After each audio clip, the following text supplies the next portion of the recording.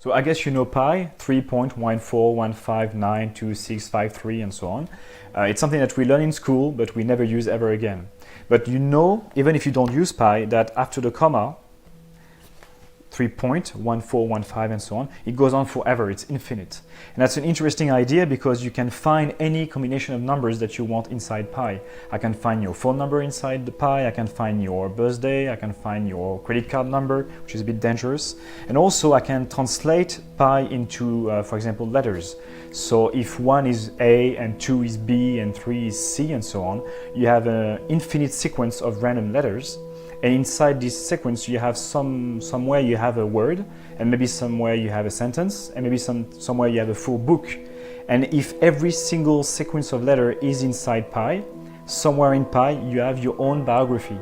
So if you were able to know pi inside out, which is impossible because it's infinite, you would know what would happen to you tomorrow, for example.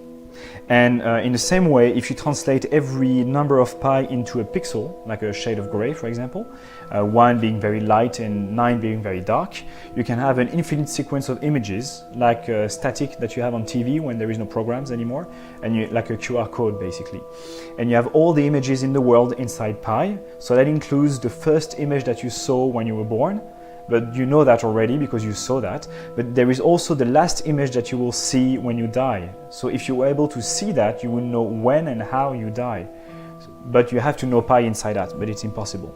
And also some people have been interested in memorizing pi as much as possible. So for example, in 2006, Akira Haraguchi, is a Japanese guy, was able to recite 100,000 decimal places of pi.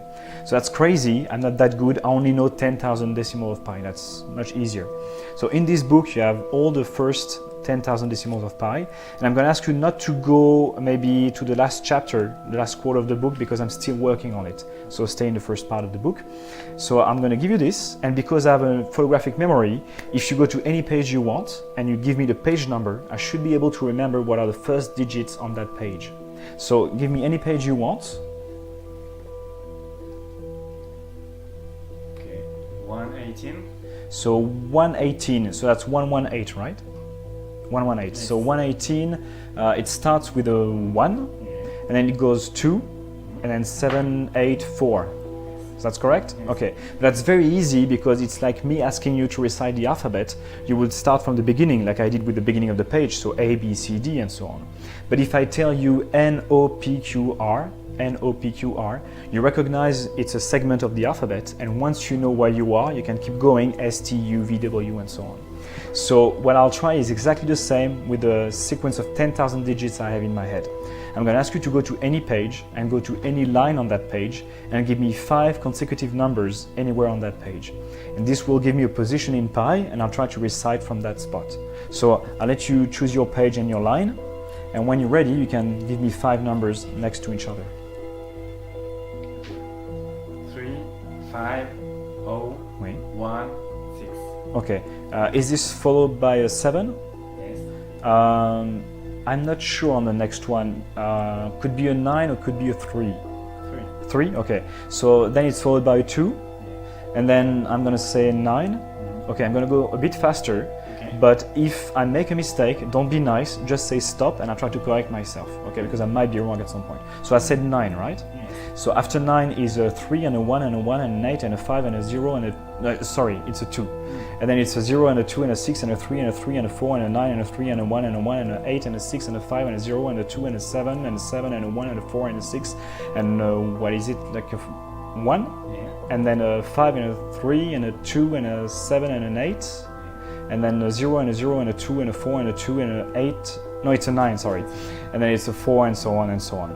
So as you can see, you can recite pi, and you can find, like we said at the beginning, many things in pi. So I can find your birthday, for example. I'm born on 16th of October. So that's 16 October, that's 1610.